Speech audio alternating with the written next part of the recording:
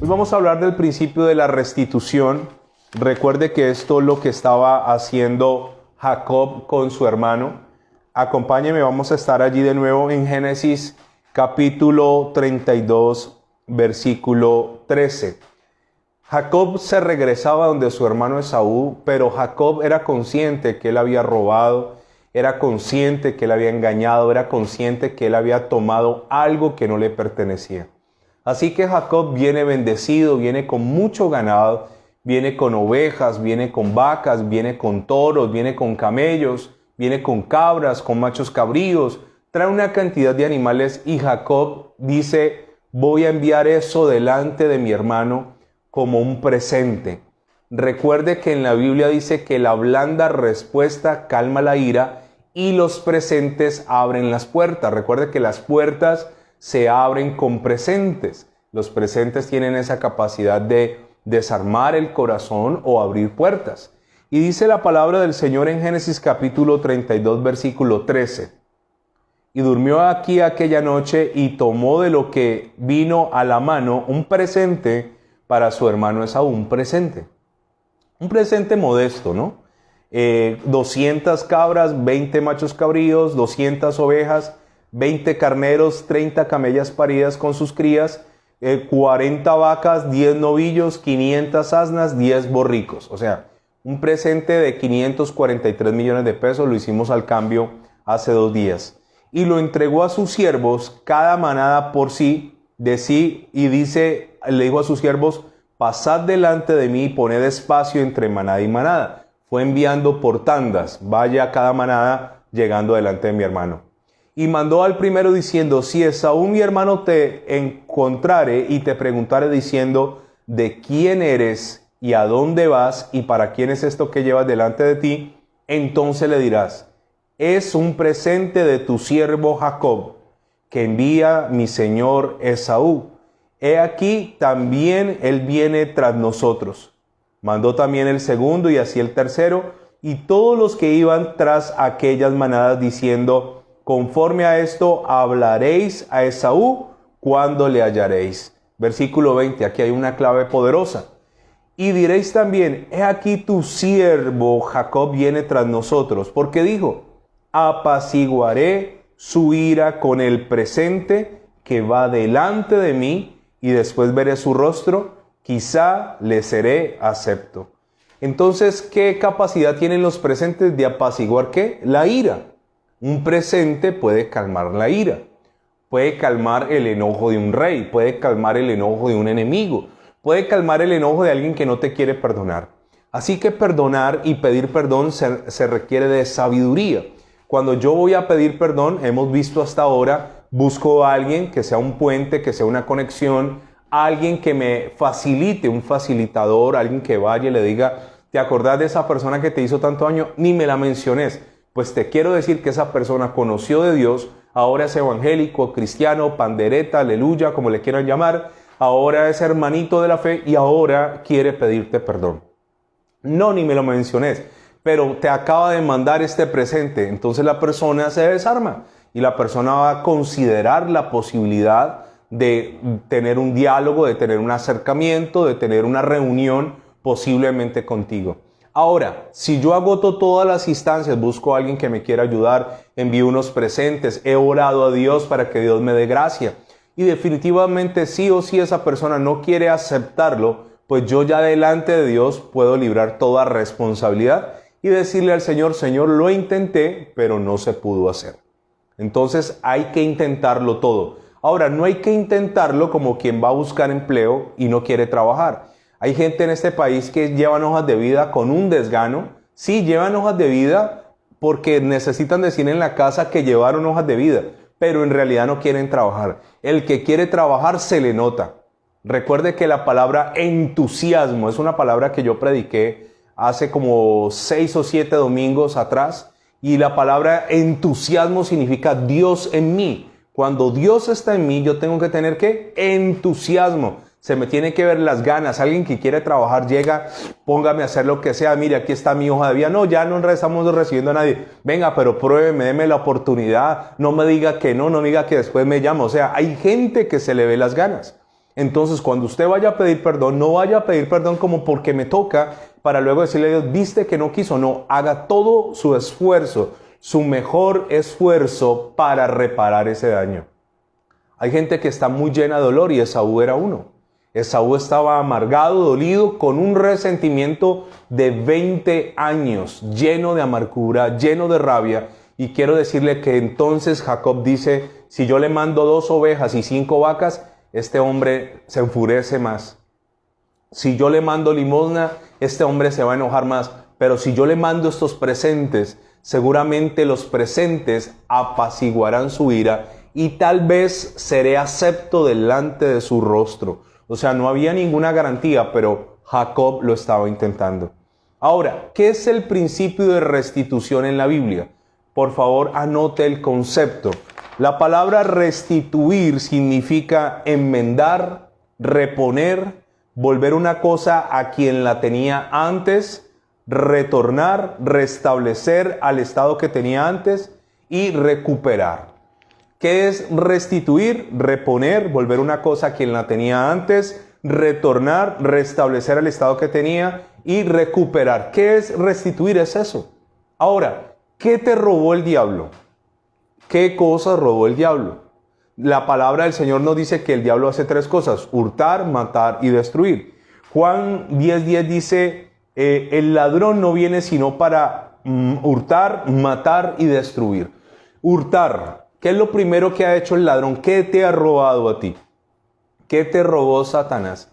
Sabe, yo quiero contarle esto, y esto es glorioso y esto es poderoso. Yo vengo, y vamos a verlo en algún momento, si Dios nos lo permite y nos presta la vida, el tema de las maldiciones generacionales. Yo vengo genéticamente venía con una predisposición a un hogar fallido. Porque mis padres, mis abuelos, mis bisabuelos y de ahí para atrás, muchísima parte de mi familia tenían hogares fallidos. Hogares que habían colapsado, hogares divorciados, matrimonios terribles. Cuando yo conocí del Señor, yo anhelé tener un hogar. Anhelé, de hecho, con mi esposa llevamos 21 años juntos. Duramos 5 años de noviazgo, 16 de matrimonio llevamos hasta ahora. Y le cuento que 21 años juntos no es poco tiempo. ¿Sabe una cosa? Antes de conocer del Señor, yo había visto en mi familia todo tipo de fracaso a nivel matrimonial. Pero cuando llegué a Dios y comencé a entender el principio de la restitución, comencé a ordenarle al ladrón que tenía que devolver lo que se le había robado a mi familia. Mi familia no fue feliz. Mi familia no fue una familia de hogares, de parejas, de envejecer juntos. No, fueron familias y hogares con muchas falencias y hogares que tenían muchas debilidades y muchas situaciones en contra. Y yo comencé a rechazar eso cuando comencé a darme cuenta y comencé a analizar mis tíos, mis tías, mis primos, y comencé a analizar que en mi familia había un patrón generacional que empujaba a cada miembro de la casa al divorcio.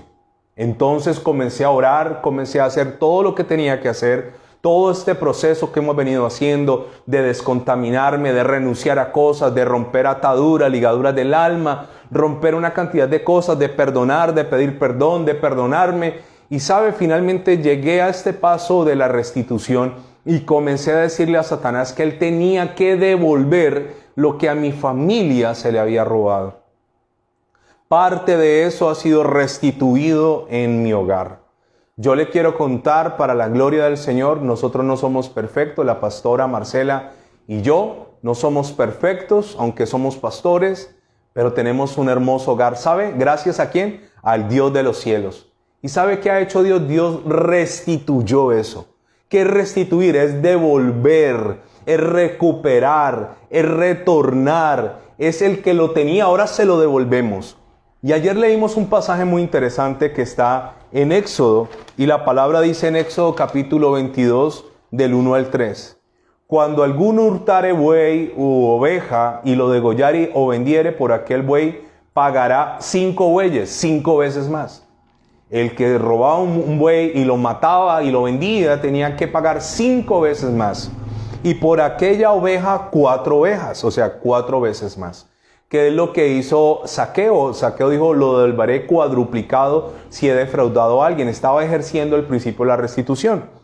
Si el ladrón fuere hallado forzando una casa y fuere herido y muriere, el que lo hirió no será culpado de su muerte, si será sorprendido en la noche. Pero si fuere de día, el autor de la muerte será reo de homicidio.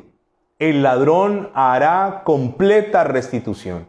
¿Qué tiene que hacer? ¿Quién es el ladrón en la Biblia? ¿A quién el Señor Jesús dijo, el ladrón no viene sino para hurtar, matar y destruir? ¿Quién es el ladrón? Satanás. Y la Biblia dice que el ladrón tiene que hacer completa restitución. Completa restitución. Y sabe, y luego dice, y si no tuviere con qué, será vendido por su hurto. O sea que a Satanás, cuando nosotros conocemos el principio de la restitución, nosotros lo apretamos espiritualmente y le decimos, te vas a tener que devolver, regurgitar, vomitar lo que te me robaste. Y vas a tener que pagar. Y el diablo tiene con qué devolverte lo que se robó. El ladrón cuando no tenía era vendido, pero Satanás tiene como botín, como tesoros, tiene grandes cantidades de lo que sea para nosotros. Entonces es un principio del hombre fuerte, pero viene uno más fuerte que lo domina y le obliga y se lleva el botín. Es un principio espiritual. Ahora escúcheme esto, dentro de ese principio la restitución es una ley. Yo ayer se lo decía, que la restitución es una ley de que todo lo robado o perdido será devuelto. ¿Qué perdiste? Perdiste negocios, perdiste dinero, perdiste propiedades, perdiste la salud, perdiste el amor. ¿Qué perdiste? Entonces es tiempo de decirle, Señor, yo te pido en el nombre de Jesús, si oro correctamente, Dios, y si estoy pidiendo bien, que el enemigo, el ladrón, me devuelva lo que se me robó o lo que le robó a mis padres o a mis abuelos o a mis bisabuelos. Ayer yo les decía que muchos de nosotros tuvimos antepasados con propiedades. Antepasados que tuvieron casa propia, que tuvieron tierras. Aquí en Colombia antes la gente tenía tierras y tierras. Vaya usted a averiguar una finquita, cuánto vale, vaya a averiguar un apartamento, una casa. Eso está por las nubes. Y sabe, nosotros tenemos derecho a decir, bueno, el diablo se robó eso, pues entonces nosotros lo vamos a reclamar. Y nosotros vamos a decirle a ese ladrón que lo devuelva. Y sabe, Satanás tiene que obedecer. No es que Satanás sea una opción si hace caso o no. Satanás debe obedecer a Dios. Al Señor tu Dios adorarás y solo a Él servirás. De hecho, el diablo le sirve a Dios. Entonces, en ese orden de ideas, ¿qué necesitas restituir? Entonces, la restitución es una ley. Pero, ¿qué nos pasa a nosotros los creyentes? No conocemos las leyes del reino. No conocíamos las bienaventuranzas. Y yo creo que por un mes o dos enseñamos las bienaventuranzas. La gente es cristiana, pero solo le hablan lo que tiene que dejar de hacer. Tienes que dejar de hacer esto, no puedes hacer lo otro. No, pero si a mí me predican de ese reino, yo no quiero ir a ese reino. Un reino solo de prohibiciones, pero le quiero contar que más que las prohibiciones son los beneficios. Que más que lo que no puedo hacer, es lo que Dios tiene para darme. Eso es. Entonces cuando yo le hablo a una persona y le digo, es que no puedes, es que está prohibido, la persona se desanima. Pero si yo le muestro y le digo, ¿sabes qué es la Biblia? Le voy a mostrar qué es esto. Esto está dividido, estos 66 libros están divididos en dos partes. Uno que se llama Antiguo Testamento y uno que se llama Nuevo Testamento. ¿Qué es un testamento? Es un documento legal que deja un testador a unos herederos. Y esos herederos no hicieron nada, solo porque era el abuelo, porque era el papá, porque le caí bien. Le dejó una herencia, no hicieron nada, había una herencia. Y sabe, yo tengo una herencia aquí, escúcheme. Yo no soy judío, ni pretendo ser judío. Para gloria del Señor, soy colombiano, latinoamericano. Vengo de los chipchas, de los muiscas, de los calimas, de los quimbayas. Yo vengo de cultura prehispánica, pero le quiero contar que hay una gran honra, porque yo soy un gentil que me hice hijo de Dios en la adopción. Los hijos originales son los judíos, pero los hijos adoptivos son los gentiles, y yo soy adoptado. Y sabe, cuando a uno lo adoptan es porque lo aman. Nadie adopta por fuerza. Un hombre puede embarazar a una mujer sin desearlo, pero nadie adopta sin desear. El que adopta primero ama en el corazón. Y yo le quiero decir esto, yo no necesito ser judío para reclamar las promesas. Yo soy un hijo de la adopción como lo es usted. Yo soy adoptado y tengo los mismos derechos que un judío. Soy hijo, finalmente. Ahora, ¿qué tengo que hacer yo con eso? Reclamar mi testamento. Y parte de eso es decirle a Dios, Señor, aplica en mi vida el principio de la restitución. ¿Qué estaba haciendo Jacob con Esaú? Restituyéndole. Ahora, la restitución también, como segundo, es una ley que obliga al ladrón a devolver. Lo obliga. El ladrón tenía que... No es que el ladrón decía, como los ladrones de ahora, ¿no? No, yo no tengo nada. Y los ladrones de ahora no tienen nada o lo pusieron en manos de otros, de testaferros o de otras personas, para decir yo no tengo con qué pagar. No, así no era la ley de antes. No tienes con qué pagar, entonces te venderemos. Pero de que pagas, pagas. Entonces la restitución es una ley que obliga al que te robó a pagar. Ahora, detrás de esa persona que te robó está obviamente el ladrón. Y sabe, también como tercera cosa, la restitución es una ley que me devuelve multiplicado lo que me robaron. Se te robaron una vaca, te la devolverán 5 veces más. Se te robaron una oveja, te la devolverán 4 veces más. Ahora, escúcheme este principio que yo quiero dejar esta noche sembrado en esto. Hay algo que se llama la ilegalidad de Satanás. Escúcheme. Satanás es un ilegal. Le voy a poner ejemplos de ilegalidad.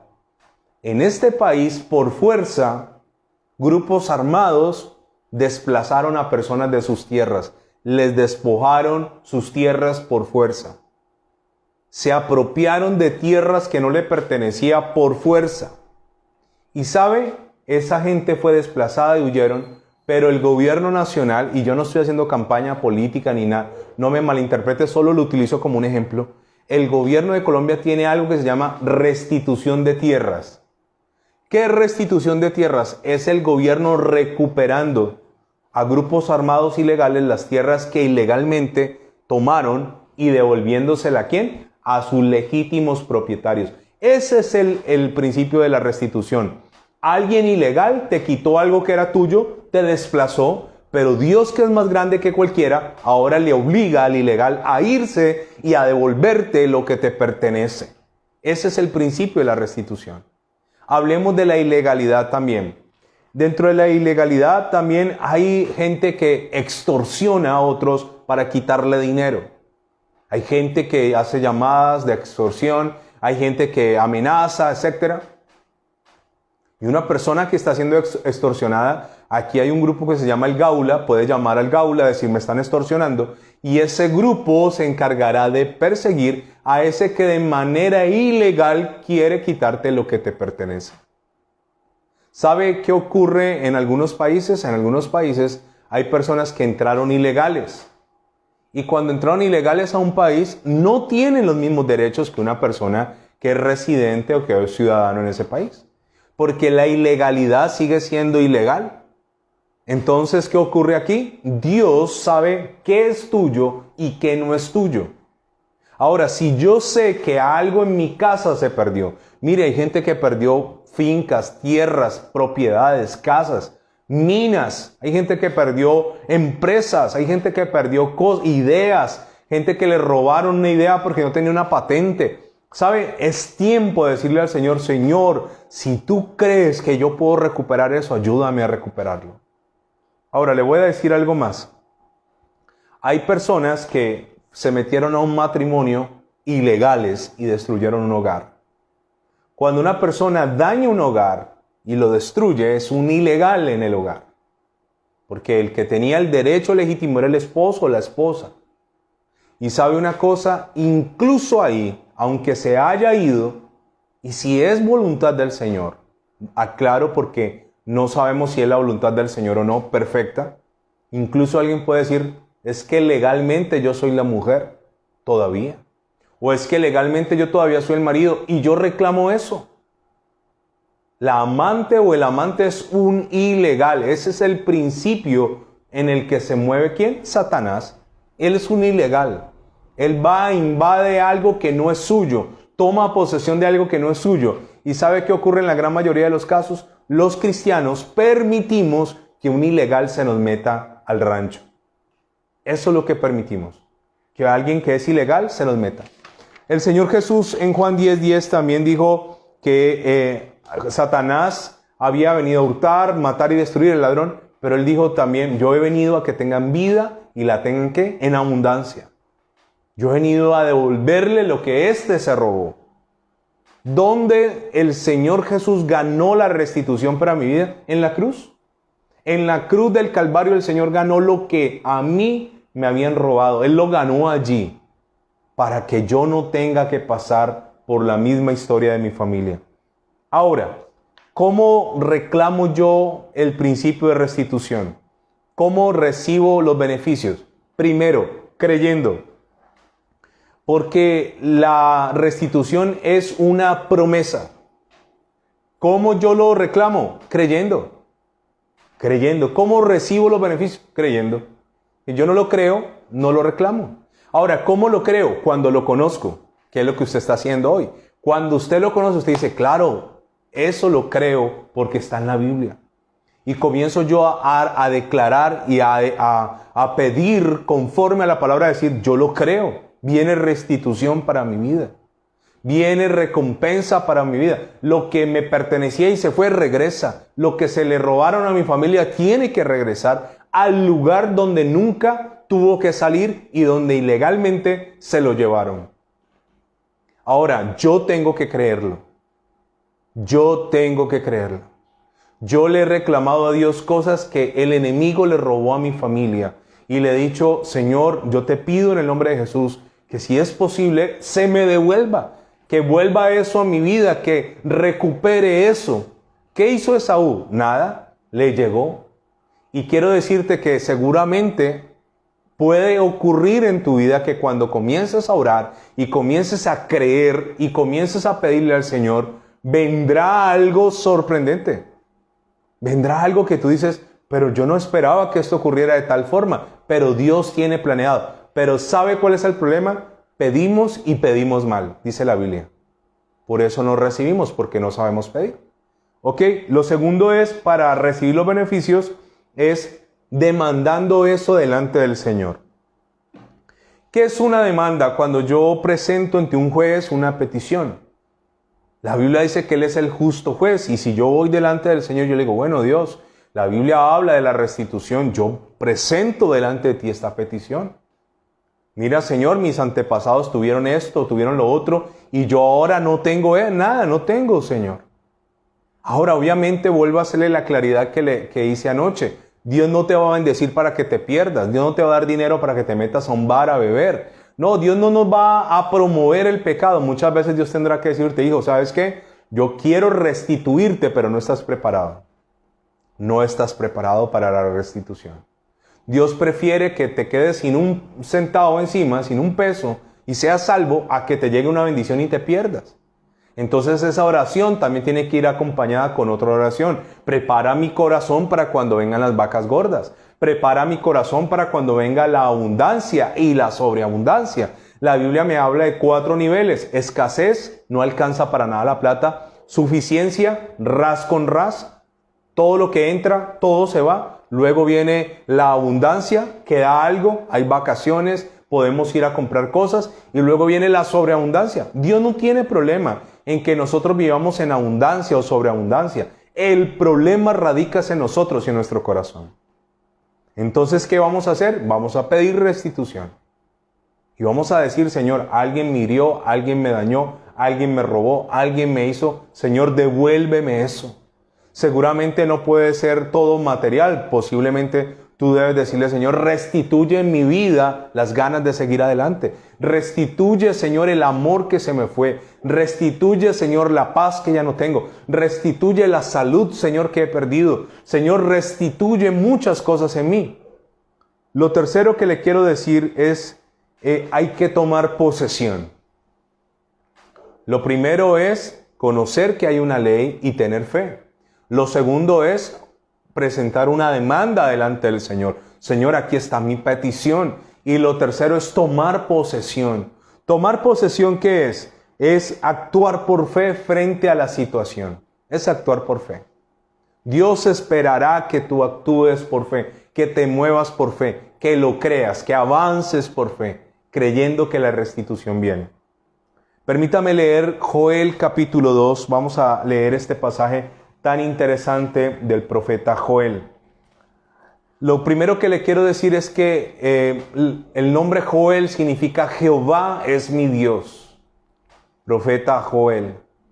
Y hay una palabra extraordinaria en Joel capítulo 2, versículo 24. Acompáñeme por favor. ¿Sabe? En esta historia fue escrita 700, 800 años antes de Cristo. Y en esta historia vamos a ampliar ese concepto de restitución. Dice la Biblia en el versículo 24, las eras se llenarán de trigo, los lagares rebosarán de vino y aceite.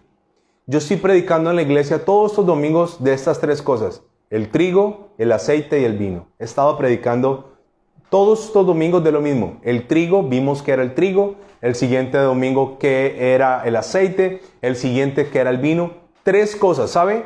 En la antigüedad, la prosperidad se veía reflejada en estas tres cosas.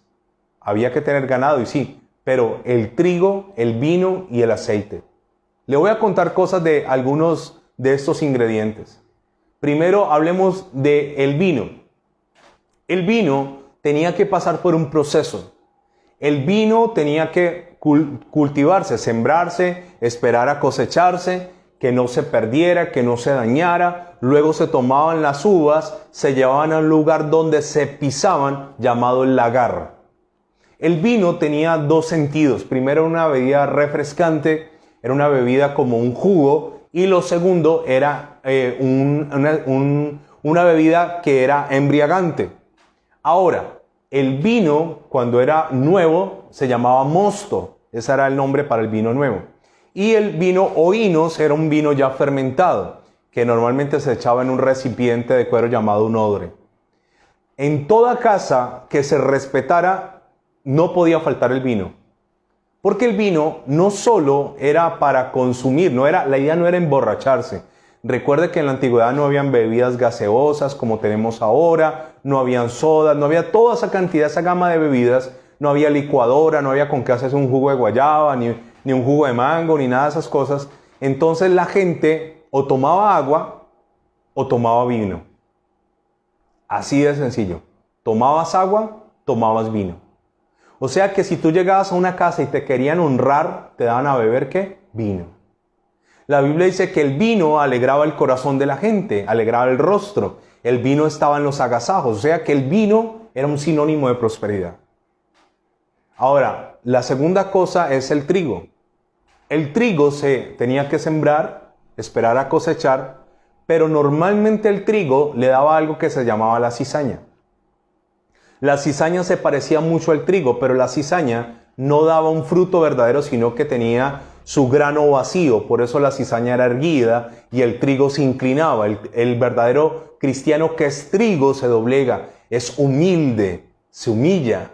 La cizaña es erguida, parece trigo. De hecho, en los primeros tiempos de la cosecha no se podía diferenciar qué era trigo y qué era cizaña. De hecho, el Señor Jesús cuenta de alguien que plantó trigo y vino un enemigo y le sembró cizaña, y los trabajadores le dijeron, arrancamos la cizaña. Él dijo, no, porque al arrancar la cizaña arrancaremos el trigo, porque se parecían. Además, la cizaña, sus raíces se extendían y se agarraban de las otras matas que estaban alrededor. Característica del trigo. El trigo producía pan, producía la harina para hacer el pan. Y en toda casa donde había prosperidad había vino, pero también había pan. La tercera cosa era el aceite. El aceite también era procesado. El aceite tenía que triturar la oliva, triturar en una prensa, romper la oliva para extraer un poco de aceite. El aceite servía para muchas cosas. Era cosmético para las arrugas. El aceite también se utilizaba como medicina. La Biblia dice que cuando aquel hombre venía de orar de Jerusalén y fue atracado vilmente y fue dejado moribundo y nadie lo quiso atender, sino que vino un samaritano. Dice que lo curó con vino y aceite, porque tanto el vino como el aceite eran medicinales. Pablo le recomienda a Timoteo tomar vino para sus enfermedades digestivas. Ahora, el aceite servía para ungir también. El aceite también servía para las lámparas. El aceite era algo muy, muy preciado. Era medicinal, era cosmético, servía para la comida, servía para las lámparas. Entonces, en toda casa donde había prosperidad, había que tener 3 elementos: el aceite, el vino y el trigo. Volvamos acá a este pasaje. Dice el versículo 24, las eras, que es donde se siembra, los surcos, se llenarán ¿de qué? De trigo. Y los lagares, que es donde se procesaba el vino, rebosarán de vino y aceite. ¿Qué está diciendo Dios? Las eras rebosarán. Estarán llenas de trigo y tus lagares también estarán rebosantes. O sea, me habla de un nivel de prosperidad. Vuelvo y digo, esto no es el evangelio de la prosperidad. Te estoy hablando de principios de la palabra que aplican con una cantidad de ingredientes que debo tener en mi vida. Y después dice, las eras se llenarán de trigo y los lagares rebosarán de vino. Y hay una palabra aquí que ojalá usted subraye con un resaltador. Dice, y os restituiré los años que comió la oruga, el saltón, el revoltón y la langosta, mi gran ejército que envié contra vosotros. Voy a quedarme en este versículo. Permítame, miro la hora. ¿Sabe? Dice, os restituiré. ¿Qué va a hacer Dios? Dios devolverá, hará que regrese lo que se comió un animal descrito en 4 estaciones. La oruga, el saltón, el revoltón y la langosta. Es el mismo animal, pero en una etapa evolutiva, va cambiando. ¿Sabe? Eso de restituir los años, ¿cuántos años hemos perdido nosotros? ¿Cuántos años? ¿Cuántos años no hemos avanzado? ¿Cuántos años con un roto económico? ¿Cuántos años sin prosperar? ¿Cuántos años pagando renta? ¿Cuántos años con deudas? ¿Cuántos años sin avanzar? ¿Cuántos años soñando tener? ¿Cuántos años anhelando? ¿Cuántos años pensando por qué nuestros padres no nos dejaron herencia? Recuerde que todo papá, judío y hebreo, dejaba 2 cosas. Un legado, que es mi parte espiritual, y una herencia. Todo papá dejaba eso. Ahora, dice, restituiré los años que se comió la oruga, el saltón, el revoltón y la langosta. ¿Sabe? En los tiempos antiguos estos animales eran asociados, y sobre todo la langosta, con destrucción. ¿Qué está diciendo Dios? Lo que se destruyó, te lo restituiré. Lo que se dañó, lo restituiré. Pero dice, mi gran ejército que envié contra vosotros. Mañana le estaré hablando por qué. ¿Por qué Dios a veces permite que pasen esas cosas en nuestra vida?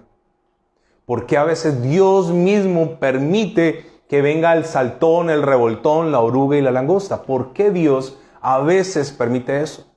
Y Dios está diciendo, listo, ustedes ya pasaron la prueba, ustedes ya superaron este tiempo de escasez, ustedes ya pasaron este tiempo de pobreza, de falta de recursos económicos. Ahora yo les voy a ¿qué? Restituir. Y después dice la palabra del Señor cuando dice oruga, revoltón, saltón y langosta. Permítame decirle algo acerca de la langosta. La langosta es un insecto de gran importancia en la Biblia asociado con la destrucción.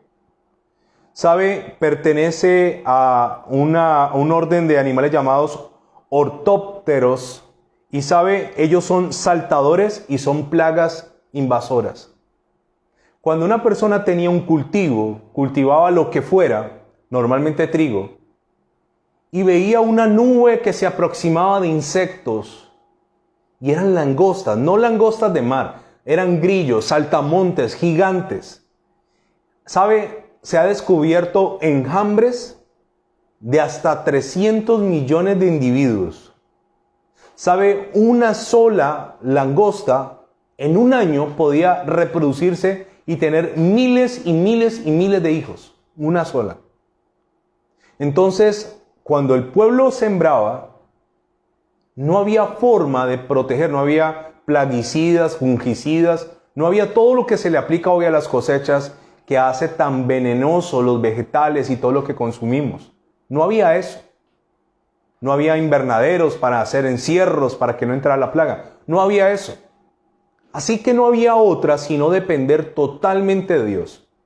Pero si Dios no estaba contigo, si Dios estaba disgustado, si Dios estaba lejano, ¿sabes qué ocurría? Llegaban estos insectos invasores y en cuestión de horas podían devorarse absolutamente todo. Permítame decirle que en lo espiritual la langosta también significa el pecado. Aquí me dice que primero comienza con la oruga, también era conocida como cortador, penetra y destroza silenciosamente. Un cortador. Esta historia siempre la traigo a colación. Mi suegro es ingeniero agrónomo y una vez estábamos en el campo y él me estaba mostrando un cultivo de tomates y me mostraba el tomate bonito por fuera, rojo, bonito. Me decía, ese tomate está malo. ¿Y por qué, don Jairo? Míralo, lo arrancaba. Tenía un pequeño huequito, el tamaño de un alfiler, de la cabeza de un alfiler. Había, perdóneme don Jairo si está viendo ahorita mi ignorancia, un animalito que se llamaba pasador, entraba y se comía por dentro el fruto, aunque por fuera el fruto se veía saludable por fuera. ¿Sabe? Cuando habla de la oruga es el que entra y penetra y comienza a hacer un roto. Y Satanás a veces es así, entra y comienza a devorar desde adentro, comienza a comer. Hay gente que te ve en una buena casa, en un buen carro, pero la gente no sabe seguramente el roto que hay por dentro. Hay gente que te ve supuestamente con un buen nivel de vida, pero por dentro no estás viviendo sino pobreza. También venía el saltón, se le llamaba el saltador, luego el revoltón o brincador y finalmente la langosta o trepador. Ahora, ¿sabe qué ocurre aquí? Dios está diciéndole a esta gente, yo les voy a restituir. Yo les voy a devolver. Y mire lo que dice la palabra. Dice el versículo 26. Comeréis hasta saciaros y alabaréis el nombre de Jehová vuestro Dios, el cual hizo maravillas con vosotros y nunca jamás mi pueblo será avergonzado. ¿Comeréis hasta qué? Hasta saciaros. Ok, voy a terminar diciéndole algo más de esto. ¿Usted sabía que yo puedo ser cristiano y vivir en maldición? Ay, ¿usted cómo me dice eso, pastor? ¿Cómo se le ocurre decirme si yo soy bendito? Hay gente que uno la saluda, ¿cómo estás? ¿Cómo te va? Bendecido para bendecir. Bendecido tiene los zapatos rotos, bendecido no tiene empleo, bendecido lo llaman de los bancos, bendecido no tiene con qué darle un buen estudio a sus hijos, bendecido para bendecir, bendecidos para bendecir. Y repetimos como loros, bendecidos para bendecir, ni bendecidos ni tenemos con qué bendecir. ¿Sabe que yo puedo ser creyente y no estar bendito? ¿Sabe que la Biblia me habla en Deuteronomio, y esto lo vamos a ver en el tema de rompimiento de maldiciones generacionales, en el capítulo 28, acerca de una persona que está bendecida y una que no? Y la palabra dice en Deuteronomio capítulo 28, versículo 2, vendrán sobre ti todas estas bendiciones y te alcanzarán. Vendrán sobre ti y te alcanzarán. No dice yo tendré que buscarlas, salir corriendo detrás de las bendiciones. Ahora, le cuento esto. Cuando dice que me alcanzarán es porque son más rápidas que yo. Si usted y yo estamos en el mismo punto, usted se va con una ventaja de 10 minutos y yo me voy detrás suyo manejando, pues yo tengo que ir más rápido a la velocidad que usted viaja para poderlo alcanzar. Porque si ambos nos desplazamos a la misma velocidad, jamás se reducirá la distancia. O sea que la Biblia dice, estas bendiciones vendrán sobre ti y te alcanzarán. Vendrán, tienen tu dirección, te conocen. Si oyeres la voz de Jehová tu Dios. Dice el versículo 3, bendito serás tú en la ciudad y bendito tú en el campo. Una persona bendita es bendita donde quiera que esté. Geográficamente no hay bendición. Es que me voy a España para que me vaya mejor. No, el que está bendito donde quiera que esté. Yo conozco gente que migró a Estados Unidos detrás del sueño americano y ni qué sueño americano ni qué nada. No tienen nada. Están allá viviendo al día. Sí, en Estados Unidos, pero al día. El sueño americano no se realizó. El que está bendito dice, voy a montar un negocio de arepas allí en la esquina. Y la gente le dice, ahí no se vende nada, ahí no pasa nadie. Pero si estás bendito, tú pones un negocio de arepas en la esquina y te llega la bendición. Bendito en la ciudad, bendito en el campo. Pero después dice lo siguiente, y bendito el fruto de tu vientre. ¿Cuál es el fruto de tu vientre? Tus hijos. ¿Sabe que yo le puedo heredar a mis hijos bendición? Benditos el fruto de mi vientre, mis hijos, el fruto de tu vientre. Y luego dice, serán benditas el fruto de tu tierra. ¿Cuál es el fruto de la tierra? Lo que siembres. El fruto de tus bestias, la cría de tus vacas y los rebaños de tus ovejas. Y ahí sigue una cantidad de bendiciones. Pero permítame leerle lo que dice el versículo 38 y 39. Y con esto termino por hoy. Esto es alguien bendito. Y la Biblia dice, y serás cabeza y no cola, y prestarás y no pedirás prestado, y todo lo que pusieres tu mano será bendito, y vendrán los enemigos contra ti por un camino, y Dios los derrotará delante de ti por 7 caminos. O sea, ese es un cristiano bendito, pero uno que no está bendito está en maldición. Y dice el versículo 38 y 39, dice, sacarás mucha semilla al campo. ¿Qué dice la Biblia? Que sacarás. Dice que llevarás semilla al campo. La semilla cuesta. ¿Usted sabía eso? La semilla cuesta, o sea, invertirás, saldrás a trabajar. Pero ¿qué pasa cuando no soy bendito? Y recogerás poco. Sacarás mucho, recogerás poco. Y aquí otra vez se menciona este animalito. Porque la langosta lo consumirá. Gente que trabaja, 8 horas, 10 horas, 12 horas, 14 horas, trabaja y el roto, y se va. Eso es como sembrar en un desierto, eso es un roto. Trabaja, sacarás mucho, recogerás ¿qué? Poco. Y hay un detalle, porque la langosta se lo comerá. Y después dice el versículo 39.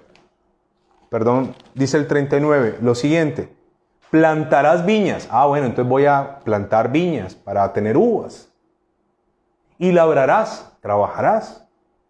Pero no beberás vino. ¿Por qué no vas a beber vino? Ni recogerás uvas, porque el gusano se las comerá. ¿Cuánto nos robó el ladrón? Mucho. Seguramente no estamos donde deberíamos estar. Plantarás, trabajarás, pero no beberás vino, porque el gusano, ahora ya no es la langosta, ahora es el gusano, el mismo animal en diferentes estaciones de su vida. Plagas. Cuando usted está bendito, las plagas están lejos, hermano. Cuando estás bendito. Por eso la gente que diezma puede reclamar en lo que dice Malaquías 3:10, que el Señor reprenderá al devorador. Es una plaga el devorador. Entonces, termino diciéndote esto. Jacob le devuelve a Esaú, le restituye. ¿Por qué causa Jacob le restituye? Porque Jacob no quiere tener más rotos en su vida. Jacob ya probó esa parte de ser un hijo de Dios, pero sin bendición. Trabájele a Labán, le gustó primero una mujer, le hizo trabajar 7 años por ella, por Raquel. Después en la noche de boda lo embriagan, le meten a Lea la fea y luego trabájame otros 7 años. O sea, Jacob dijo, yo no quiero seguir con un roto en mi vida. Así que lo que voy a hacer es restituir. Voy a devolverme, voy a cerrar el ciclo donde todo comenzó. Y yo quiero decirte que seguramente si esta palabra es para ti, si tú la tomas, si tú la crees, si tú la pones por obra, seguramente grandes cosas posiblemente ocurrirán contigo. Yo no soy un vendedor de milagros, ni soy un mercader de la fe. Dios me guarde. Pero quiero decirte que creo en los milagros, que creo en lo sobrenatural de Dios, que creo en la restitución, que creo en el poder de que Dios devuelva aquello que se perdió. ¿Qué tal si oramos en esta hora por eso? Amado Dios y Padre Celestial, te damos gracias. ponemos delante de ti, Señor, lo que hemos aprendido hoy. Y Señor, la Biblia dice que tú restituirás los años que se perdieron, que se devoró la oruga, el saltón, el revoltón y la langosta. Tú devolverás, Señor. Pero ¿a quién Dios restituye? Esa es la clave que veremos mañana. ¿A quién Dios restituye? Ayúdame, Señor, a estar en la lista de aquellos que reciben restitución. Yo te doy muchas gracias, Señor. Ayúdame de verdad a que eso no sea un cliché cristiano, sino que sea genuino en mi vida. Yo quiero ser un bendecido para bendecir. Yo quiero tener para ayudar, para enriquecer la obra, para levantar, Señor, canales de comunicación cristianos, para seguir hacia adelante. Yo quiero ser bendito para bendecir.